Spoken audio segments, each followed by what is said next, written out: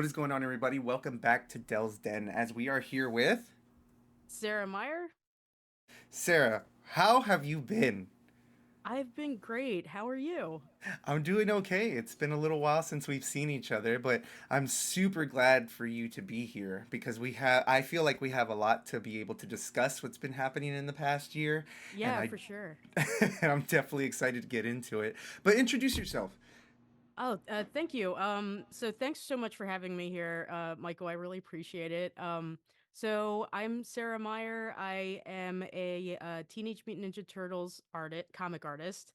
I started out as a variant cover artist for Teenage Mutant Ninja Turtles Saturday Morning Adventures. And then I became shortly after the colorist for the first four issues. And then fast forward a few months, and I was approached last May to draw some of the issues. And I'm currently still working on that. Now, we're not only just talking about Ninja Turtles. From what I've been seeing, there's been a couple of other product projects with crossovers, like Street Fighter. You've been Oh, doing yeah. you did the one with Street Fighter, and then of course you've also been traveling so much since this whole thing has started, and it's just being able to see what you've been accomplishing and doing on the road has been amazing. These individuals Thank that have you. been approaching you to your table and discussing the comics and the things that you've been a part of. How has that been feeling for you? There's just been so many people approaching you. Oh, it's been really incredible. And as a longtime fan of Teenage Mutant Ninja Turtles myself, I it's just really been fun to, like, first of all talk to other turtle fans, Mm-hmm. but there's a level of, I think it still feels surreal to me that Mm. they're not just my fellow fans, but they're approaching me at my table because they might have a copy of a comic that I've drawn or worked on somehow, and Mm-hmm. that's been really humbling, and it feels surreal. It's very exciting, but I think that's been a really just such a fun experience, and it's been great to, Mm-hmm. like, talk turtles with everybody, and the enthusiasm that people have for the Saturday Morning Adventure series. I really appreciate it. So I it still feels kind of like a dream. Well, do you give yourself enough credit for the things that you've done? Like, do you go, "Hey, I've done this"? Well, I'm excited. I'm very excited to be part of it. I do uh, I think I still get a little bit nervous about it just because I recognize that there's such a long legacy, that Mm-hmm. I'm just a more recent drop in the bucket for. Mm-hmm. Even though I have been a fan, but it's like one of those things where I just wasn't. It's definitely a dream to be part Mm-hmm. of it officially, but um I think I have to, like, recognize that I the job is incredible, but I've been telling myself since that very first variant cover, issue number 3, cover C, that I did way back in, like, 2022, that I kept saying to myself, like, back then, this is the first official Turtles illustration that I get to do, and it may very well be the last thing I get to do, and I kind of expected that. So I treated it as such, and I still try really hard to kind of take that same energy and approach Mm-hmm. into my kind of, I can't believe I'm even saying this, but it's become almost semi-regular for right now, at least, Mm-hmm. work drawing the interiors and the cover A's. And just because I know, as with anything, anything can change at any minute, and life is just so unpredictable, but also just there's so many moving parts that are always going on. So I guess in some ways it's just like a self-preservation tactic so that I'm not totally heartbroken if something changes. And you know what I mean? It's like I'm holding it, like, close to me, but not so close that it really upsets me if it has to leave me. Yeah, right, right. I definitely understand that. Now, is that when things were kind of rolling at the beginning, right? Did you Mhm. end up making that decision? Like, are you in the moment type of person? Like, hey, I gotta jump on this and let's try to make the best of it, make some memories. That is a major Michelangelo philosophy. in the best way, I think, you know what I mean? Right. And because I feel like if I had to make this assessment, I think Michelangelo is like one of the most well-adjusted of the, of the turtles in terms He of his is. healthy. I think he has a really healthy self-image, and he's very, and because of that, I think you see that in how quick to love other people he is, other Mm-hmm. people in his life. But like that's a Michelangelo philosophy. I aspire to that. But I am a chronic worrier. Um, I want to say I'm a mix of some of the worst traits of a Leonardo, a Donatello, and a Raphael. Because I'll be like, oh man, if I can't get this right, like I'm gonna be so upset. And that's like the Raph, and then you got the Leo, like, no, it has to be perfect. And then I got Mm-hmm. the Donatello who's a little bit stressed and a little worried about it. So I Mm-hmm. that's more naturally my default setting is I tend towards the worrying and the freaking out and Mm-hmm. the like, okay, but what happens in like 5 years if I don't do this now? Like, so I do try really hard to do what you were describing, stay in Right. the moment. Right. So I have to remind myself of that though, that I aspire to it, but I do have to still remind myself of it quite frequently. Right, right. And I could see, like, even if I put myself in your type of position, let's just say well, I guess I kind of am in some type of way. As we had discussed, when it came to Deltrons when we first met, Yeah, it wasn't something that I wasn't quite too sure. I know that I wanted to meet people, but I wasn't sure how I wanted to meet them, and right. what I wanted to look into. And now we're basically a couple years later, and I almost feel there are times where I sit there and I do act in the moment because I Hmm. don't know if this is going, like you stated, if it's going to last. Is this a one time thing? Is this just a fluke? One of Yeah, those types of things. And I've noticed recently the more positivity that I'm dishing out, the more positivity that I'm getting back. But that fear of failing is still right, there. for sure. Something happens because you never know. You might meet somebody that doesn't like you as a person, but it's nothing Hmm. personal. It's just they just don't like you, and for me, that's a fear. I want everybody to like me. I can't imagine somebody not liking you though, Michael. I feel like you're just such a friendly, positive person, and I know I speak for other fans as well when I say we Mhm. appreciate you for sure. Well, I appreciate you. I mean, I appreciate everybody that I've spoken to and been talking to for the past year. You were in an article with Los Angeles Times, weren't you? Oh, it was it was a photo shoot. Monstrous was nominated for um an LA Times Book Prize. Hmm. And the prize ceremony, it was Hmm. in young adult literature was what it was nominated for. And Hmm. the prize ceremony was in Los Angeles in actually April, mid-April. It feels like so long ago, but it was like mid-April. I'm thankful to the publisher and the LA Times Book Festival or Festival Books. They Hmm. flew me out and had, comped my attendance so that I could be there for the events and everything. And then at the festival books, they had a panel that I was on with other young adult literature authors, and Oh then wow. there was this like green room where the guests of the festival were could get lunch or just relax. And Hmm. I went there for lunch, and weird random story, Henry Winkler, who's the Fonz, like was was like just a few feet away from my table, and he had a lot of fans who were talking to him, and he's like such a nice guy. i Hmm. I just overheard him talking, and I saw how like just super friendly and cool he was, but I didn't go over to talk to him because I thought he's already got like it's like a little A crowd, bunch, like five people right? deep.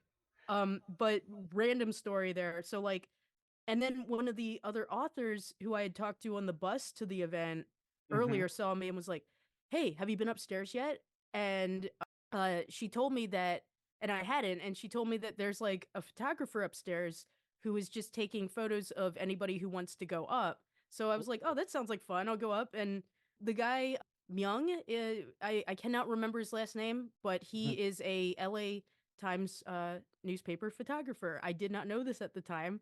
He's super friendly, and like he was just like really relaxed and was like, "Hey, come on in, like sign in on the sheet so that we know to ID, who what your name is." and Right, and right. then like he had me like pose for a whole bunch of pictures in this like professional setting, and it was really fun. And the picture that made it into the article Mhm. was like the most reined in picture. It was like the tamest picture because there were a lot of me just like with my Mickey Mouse like shoulder pal like going like, oh, and he was like narrating. It was like being in like a modeling photo shoot. It was kind of funny. He was like, okay, you're on a journey with your friend, and oh, what's that on the horizon? And he's like rapid fire, like he had like a paparazzi style like camera, and he was like flashing all these photos. So I thought, there's probably a bunch of like B-roll photos of me like just pointing at something like with this like Oh, you didn't frustrated. get copies? He took all those photos and he give you copies? I haven't been able to find out, but I'm hoping maybe one day I'll be able to like ask about it. But and so to my surprise, like, they Mhm. didn't tell me at the time. They were just like, "Oh, thanks for stopping by, and it might be on the website." And I was like, "Oh, cool, thanks." And I had no idea that it would actually be in an article, and it That's was like awesome. all the headshots for like or a variety of the Mhm. highlights, I guess, that they picked, and it was really kind of surreal because I was like, "Oh, wow, that's fun." Mhm. So No, I mean, it was great. I mean, it looks good for sure, thank but you. I think I kinda wanna look at those other photos too, like, let's see the I want to see whole them. thing. I want to see them. I'm sure that they were like funny. Like, have you seen La La Land with like Ryan Gosling and I um think I Emma have. I Stone? think that it sound if it has Emma Stone, I probably have seen There's a it. scene where Ryan Gosling's character, he's like on tour, like he's playing the keyboard and the piano and like in a band. And there's this Mhm. scene where like this photographer comes over and says to him like, "Okay, now like bite your lip while you're playing. Pretend like you're really focusing." And he's like this, and like he kept making these funny faces. He's like, "Yeah, that's it." And like, and it reminded me of that in the best way, like in a funny way. So it I'll have was to go fun. back and rewatch it. It sounds hilarious. When we first talked, we talked about how I showed the cast of Hmm. TMNT your comic, and they were like, Yeah. "What is this?"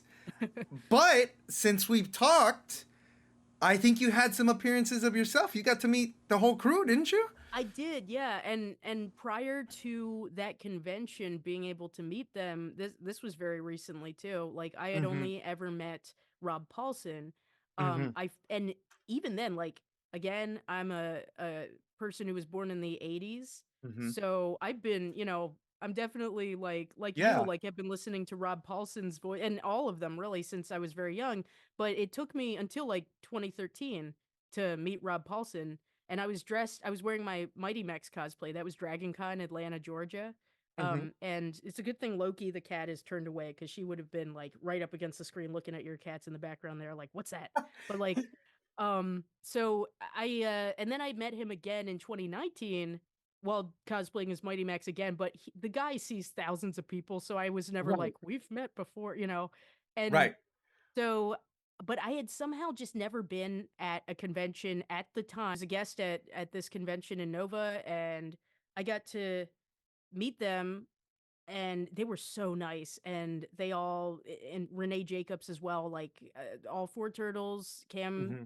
Towney and Barry and Rob signed my banner because I thought, I what can saw I it. have them sign that I know I'm going to hold on to, you know?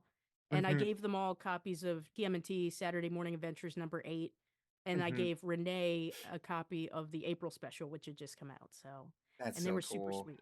Oh, that's so cool. So, are you using that same banner every time you go out?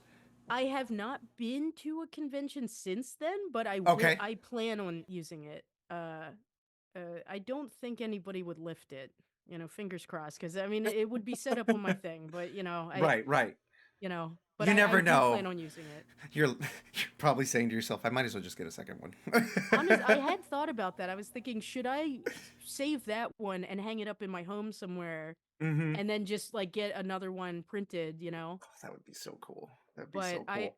there's that like weird, the Larry David fear that I have, the Curb Your Enthusiasm esque fear, where I'm like worried that um then I'll see them at another convention. They'll be like, "Hey," like in the one time that they remember, because they see so many people, and I would be worried that that would be the one time they remember specifically signing a specific item, and they'd be like, Right. "Sarah, where's your you?" you said you were gonna hold on to that banner forever, and now you have a new. I'll be like, no, it's not like that. I would worry that if they saw another banner that didn't have their signatures on it, they'd be like, Mm-hmm. you said you were gonna hold on to that Right. forever. So what? You got a duplicate now? What did you sell it? Like, no. I think it's so cool that you ended up getting your specific banner signed. I mean, Thank you.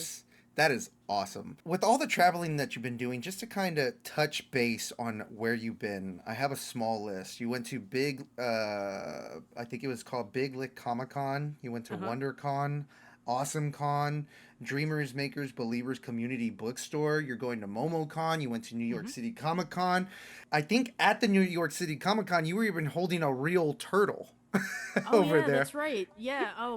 And you know what? The Instagram handle escapes me, but there was a guy who was there who Mm-hmm. was I saw him in 2022 as well, and then again this past year he came to my Mm-hmm. table.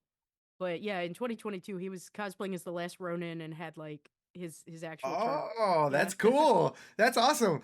Well, with all the traveling, like, how are you feeling about the traveling? Like, is it tiring at times? It's really fun. I like to travel, but I would say it because I did have to cancel C2E2 and Mm-hmm. I apologize because I got a few messages from people who were like, "Oh, I thought you were gonna Where be are there." you? Um, but I do apologize for having to do that. But I had to make that call because the end of April I had been three conventions already, and I was like, I don't know if I want to be away from my cat because my cat goes to stay with my parents, and I was like, I Mm-hmm. just I thought also with between work deadlines too, because I had two comic projects going simultaneously at the same time during that month. I was like, I think that that's going to be the straw that broke the camel's back. So I better just ease back a little bit on it. But otherwise, besides just situations like that where I overbook, Mm-hmm. or I where I have overbooked in that instance, I have really enjoyed traveling. And if you're listening, I am always up for appearing at a convention if you'd like to have me. But I'm really looking forward to the conventions coming up. For sure, for sure. So now, currently, what is coming up for you? MomoCon in Atlanta, then HeroesCon in Charlotte, North Carolina, San Diego Comic Con, which will be my first San Diego Comic Con ever, and I first saw an ad for it in Mixzine, like anime and manga magazine, Really?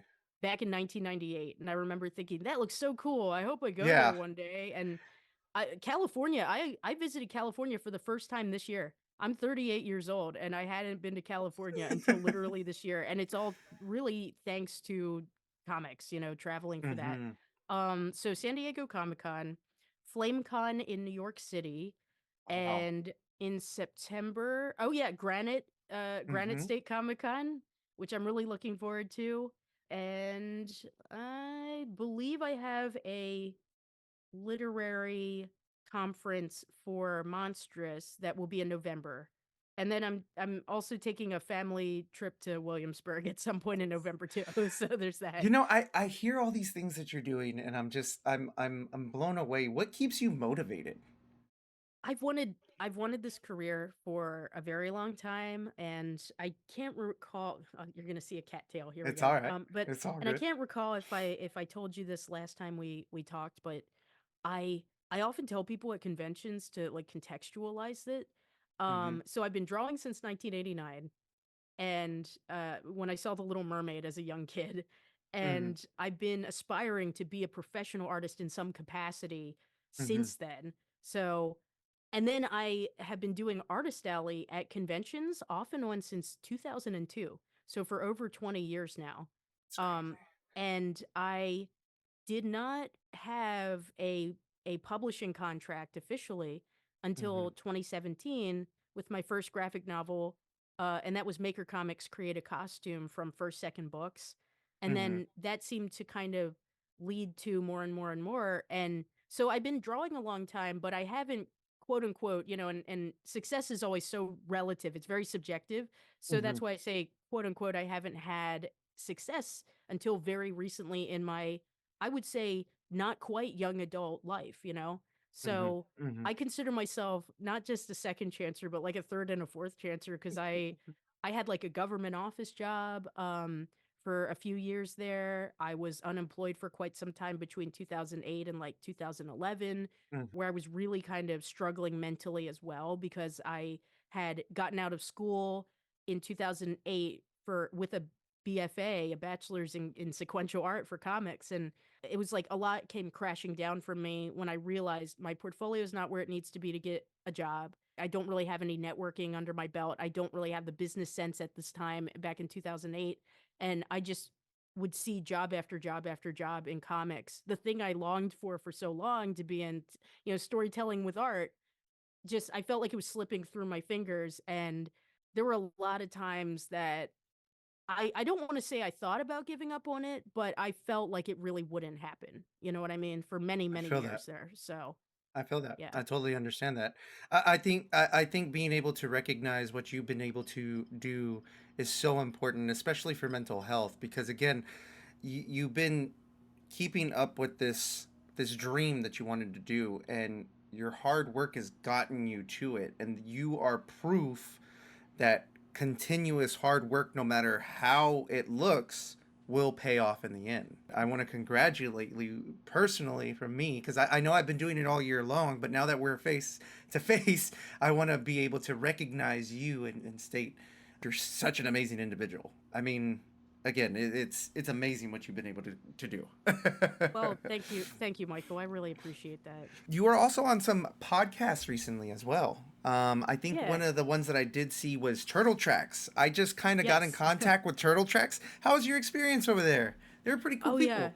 Yeah, Brian is awesome. That was really fun talking with him. And I loved like geeking out in particular with Brian about the various animation styles that I feel Yes. a lot of people don't is not, it's not as I guess remembered by a lot of people. I think that when we look back at the show, a lot of people have a certain look to the turtles that they remember from the 87 show, and it's different for everybody because everybody has their own favorite episodes. But there were so many different animation studios and there were these Mm-hmm. slight differences in style. It's fascinating, and he and I were talking about the more sitcom sort of episodes from seasons 3 and 4 and onwards that were sometimes animated by like what I've kind of labeled as the not really A team but still Toei Mm-hmm. animation because it's like definitely Japan, but it's Yeah. like they're and they had this kind of karopi or like Doraemon kind of anime look to them that's very cute. And we were talking Mm-hmm. about that and just having a lot of fun. So That's cool. Well, no, there is definitely so many different types of iterations, and even when it comes to comics or even television shows, like if we even yes. look at what is it, that 2003 Teenage Mutant Ninja Turtles 2003 Turtles Forever, where we Yes. got to see different types of iterations back Hmm. in 2012 as well, where they got to travel to different dimensions. But Yeah. more currently, you have a crossover as well that you're being a part of, aren't you? Yes, yes. There was an interview recently that for comicbook.com that Eric Burnham and I did so to talk a little bit about the issue, and I could share some of those pages. So from what materials were shared there, basically you have the following mashups. It's Jenica and 87 Leo. Mm-hmm. And we have 2003 Donatello and 87 Don. And then we have 2012 Mikey Mm-hmm. and 87 Michelangelo. That's another little quirk of that show of 87. Yeah. It's funny because in people's minds they think of it as the more casual turtles, but Right. they never really in the 87 show call each other hey Mikey, hey Donnie. Like they always No. say, oh, that's a good point, Michelangelo, that kind of thing. Like they'll say They the use whole full name. names. Right. Right. And I think the only instance where I'd ever really heard it in that show was a few times when they're joking around, but it would be like a specific like kind of play on words like Raph says in season 1, book him Dono. And I think Mm-hmm. that was about like one of the few, if not only like instances where they've ever said, Mm-hmm. the shortened version of a name, but like but anyway, yeah, so and then we have Rise Raph actually is kind of in that 2012 Mikey and 87 Mikey cluster. And then we have Raph, 87 Raph Mm-hmm. versus Mirage. OG Leo, so that's like, and that was like a blast to draw, like all of it really, but especially Mirage Leo was such a dream to draw, you know? Right, right. As much as I love the brothers, right? I do want to give some major kudos to them being able to cross over with Jenica, Uh-huh. because I've been trying to tell people about Jenica for like the longest time. She's a new character. She's an individual that's part of the team. I like her backstory. Do you know anything about Jenica? I know a little bit. I have to admit, I Mm-hmm. actually the irony of this is that while I was working on my graphic novel, which took like 3 years straight, and then Mm-hmm. while I've been working on Turtles, I have to be honest, I have not been able to read comics as much while working on comics, just because, and I think I was telling Brian this as well. An update. I still have the Life and Times of Scrooge McDuck, the volumes 1 and 2. There's like big, thick, like hardback, Mm-hmm. covers that I got for Christmas like 2 years ago, and I still haven't been able to read it. But don't tell Don Rosa that I said that, please. Like, so I have so many like comics that are just backlogged that I've been meaning Mm-hmm. to like open. But I have seen a few issues with Jenica, and I one of the things that I appreciate about her character is that I think by seeing a human who transforms into a turtle, rather than it being the other way around like it's Right. always been, I think it's been a really neat kind of delve into like, first of all, kind of that body horror component that I think would actually be experienced by Mm-hmm. somebody who's transforming and losing their hair or whatever, losing parts of their body and having less fingers. But also, I thought it was really neat how it her adjustment to that is like so psychological, and I do think that her character deals with some of that, like kind of suddenly feeling like othered, you know. Mm-hmm. Mm-hmm. Um Agreed. yeah. Agreed. Jenica is definitely clearly newer to the game. A little, Mhm. clearly she's part of the family now. And when she first came out, I dove into every single comic that came out for her backstory, and Mhm. it's so interesting. You are absolutely correct, even with the small information that you have for Jenica. She's had somewhat of a hard upbringing, and Mhm. now she's in this place of who am I and what am I doing, and who are these individuals that are truly interested in trying to help me, Mhm. compared to what she was before when she used to be a part of the Foot, and part of Shredder. So it's it's a big transition, and I'm glad to be able to at least see her being implemented in some of the current stuff, because Yeah. that's kind of cool. That's really cool. And with Leonardo being, having to face off against her, I think that's Mm-hmm. like kind of in the crossover event for issue number 13. I thought Mm-hmm. that was pretty cool because when you think about it, Leonardo throughout any iteration kind of has a history of always being the one that brushes with that character Mm-hmm. that could almost be like this calling to the quote unquote dark side, like the Foot Mm-hmm. Clan, or has a history with it, like Karai. Right. And he always seems to, and I guess you could say that in 87 Lotus Blossom is kind of the equivalent of Karai in that, that Mm-hmm. universe. But like, and it always seems like Leonardo is always the one who is facing off against that character who's kind of that gray area. And I feel like that's kind of a bit of a mirroring of Leonardo's tendency in some iterations Right. to be tempted to like go over into that. Right, right. I know briefly, and I didn't get to read the comic, but I do know certain parts. And there is that connection to the darkness, and even inside of himself, because at one point in time, he left his brothers to go be with Shredder and Hmm. actually, team up with him specifically. So yeah, I think you're right. Any time a character has come in and there's some type of dark side to them, he's been able to connect with them and Hmm. try to get them to understand, and then at the same time introducing the other brothers slowly, that way they can be accepted. Just, Hmm. that's what I think. That's another thing that I love about Turtles, is that there's acceptance anywhere you look, in Hmm. any type of way. There's always some type of inclusion for everybody, and I really love that.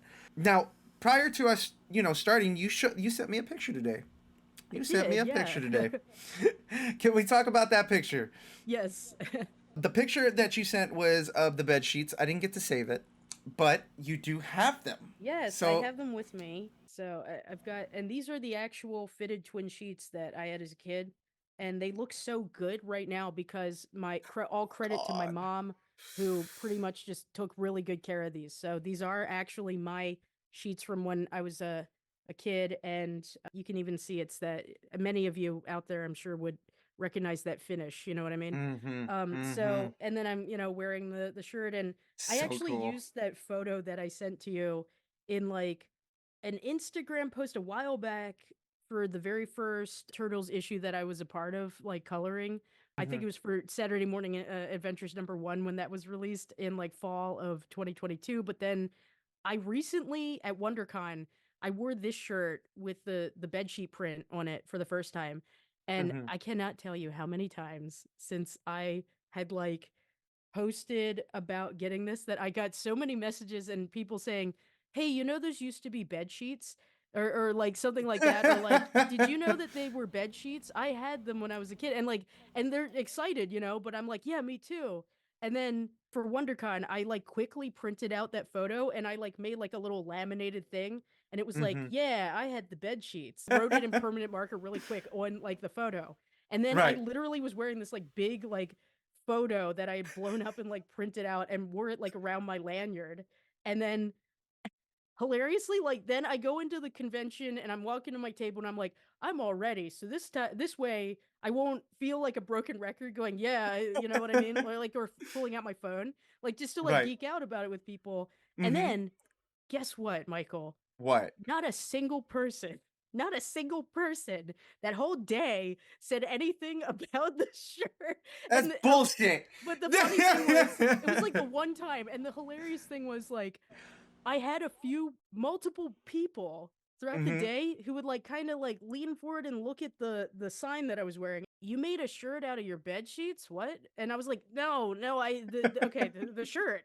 It was, and I sounded like I sounded like I was losing my mind. I was like, no, the shirt. It's made of a print that's based on those bed sheets, and everybody always tells me, they were bed sheets, and this is the photo to prove. Yes, I know they were bed sheets. I had them. Here's a picture of Right. me as a kid. And they're like, "Oh, that's you in the picture." Okay. And I was like, this did not go the way I was thinking it would. And it was funny. And eventually, about like halfway through the afternoon, I was, you know what? I'm just gonna take this You're just gonna tag take it off. off. Yeah.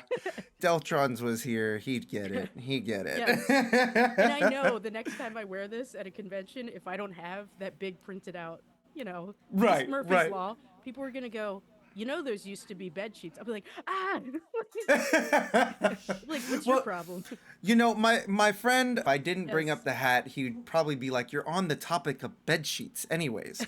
So this hat, just to kind of let y'all know that I'm wearing, is a Custom Hats New York custom hat exactly. And as we're on the topic of bed sheets, they are actually made out of recycled 1988 bed sheets. They're recycled, they're washed, they're clean, they're steamed, they're COVID free, I promise. And the reason why it's called custom hats is because that's exactly what you're getting. Is a custom hat. So don't forget to go check out Custom Hats New York on Instagram. Really cool. Yeah, we were talking about it. Really cool. I know that he It wouldn't let me looks down if I great. didn't say. I appreciate that. There's a compass. It glows in the dark. It's a strap. It's a whistle. Like it's meant for outdoors too. So it's Hmm. pretty cool. Um, Yeah. Believe it or not, when you unattach this, there's a flint if you need to start a Oh, wow. fire. Yeah, so pyros, please do not buy. Um, now I Okay. do want to talk about some Oh, yeah. monstrous. Let's talk about monstrous. It's so special because you've Thank been you. really excited. Yes. Thank you. Yeah. So, Monstrous is my graphic memoir. It's a very thick book. It's like 270 some pages. It Oh. came out in June of 2023. This is what I was working on pretty much for like the entirety, not planned, but during the entirety of the pandemic. This was like my life for a few years there. So, Mhm, and this is my story from, about my experiences growing up as a transracial adoptee. So I was born in mhm, South Korea and adopted at 3 months old by my parents who are white, both of them. And I was raised in a very not diverse at all area of rural Maryland, Baltimore County, Maryland, and I didn't grow up with really a lot of other access to, any Asian culture, much less like Mhm. my heritage. So, and my parents did not raise me with any Korean culture or anything like that. So, my identity for many years was a little bit complicated, and Mhm. as a kid I did experience a lot of racism where I grew up in Mhm. school and otherwise, and the book is really about how I from like preschool through the end of my high school years learned to kind of cope with it and process all those issues, Mhm. and how my love of cartoons and animation and movies and comics and fictional characters and my love of drawing Mhm. really provided my center, my help, for that. And ultimately it's a story about self-identity, really deciding not only who you are, but deciding who you want to be and making that a part of the way that you see the world. So there's a lot of that, but there's also some really, really geeky fan things in there too, because it also delves into how cosplaying helped me kind of get Mhm. in touch with what now I understand as being a non-binary gender identity. I Mm. identify as they them, and that was kind of something that I because I always found myself identifying more with male characters than Mhm. female characters for cosplay, so that was a big expression of that. So yeah, it's a love letter to all the things that I found solace in and inspiration in. Mhm. That's amazing. Being able to take yourself and actually put it on paper for the world to be able to read, view. I mean, it's something magical because you're taking a huge step, right? Being able to explain how you grew up and these types of topics that you're dealing with. And I'm pretty sure there's also a lot of mental health challenges. Now, For sure. as we know, or I don't know if you knew this because I know that you've been busy. Um, it's Mental Health Awareness Month, right? Hmm. So that's also something that's going on right now. If individuals were kind of faced with challenges of identity, what would you say to those individuals that may be kind of going through their own challenges?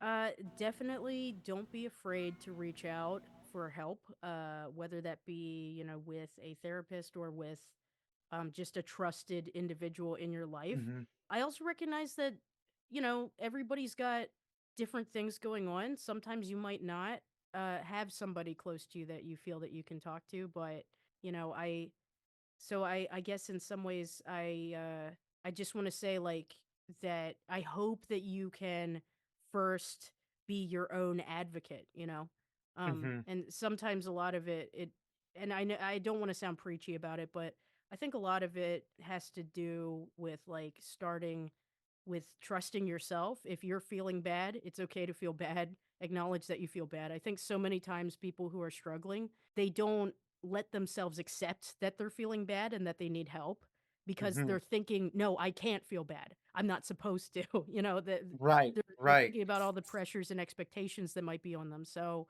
don't be afraid to admit to yourself that you might need some help and reach out. Agreed. Agreed. I think us, at least for myself, I can explain for myself is that I was definitely grown up in a different type of household, a different type of household that was more along the line of keep your feelings in. Mm, Um, a man is supposed to be a specific type of way, and a woman is supposed to be a different type of. But growing and understanding my own feelings, mhm, I didn't feel like that was right. I mhm, didn't feel like that defined who I was, and honestly, I didn't really. I'm not saying that I didn't care about those people, but I didn't care about other people's opinions on the mm, topic. Um, I respected everybody and anybody that wants to be who they are, like mhm, just being able to define who they are as an individual. And I think that's what you're doing for sure. And that's what you've been doing. And that's what you've created and been able to share in this book that you do have. If somebody wanted to be able to pick up the book, where can they go get it? It's available on Amazon, pretty much, I believe, wherever books are sold online. I know that several comic shops do stock it, but Mm-hmm. and Eric Burnham, actually, the writer of Teenage Mutant Ninja Turtles, Saturday Morning Adventures, and many other things, of Mm-hmm. course, like actually told me. hey, I found a copy of Monstrous in Walmart in Minnesota. And he said, just so What? you know. And I was like, awesome. And I was like, oh my God, that's great. I wish that they would stock it in Walmarts in Maryland where I am, you know. Right, But right, like right. that was pretty cool. So I do, as far as I know, it is supposed Mhm. to be in Walmart, and I believe you can also like actually get it from the Walmart or Target websites. Barnes and Nobles have has it as well. So if you go to the website for the book, with the publisher Macmillan, there's also a list of places where you can purchase it. Awesome, awesome.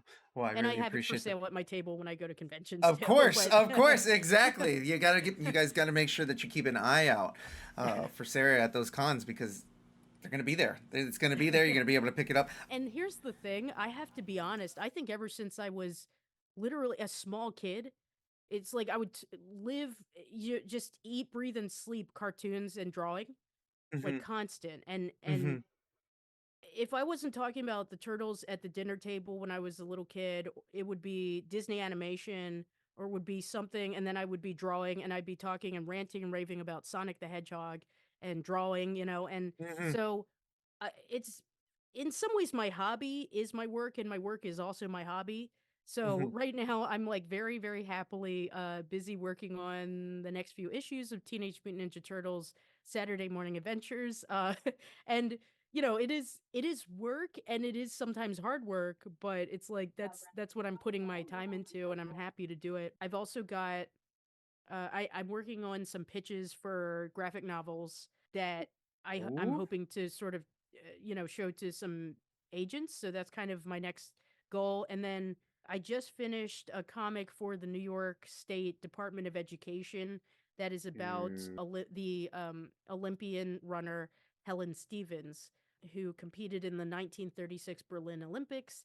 And I'm really excited about that. When that comes out, that will actually be used in New York public school curriculums. So I'm really, really thrilled Dude. to have been able to work on that. That's And huge. You're gonna be teaching kids in in a specific type of way. That's kind of cool.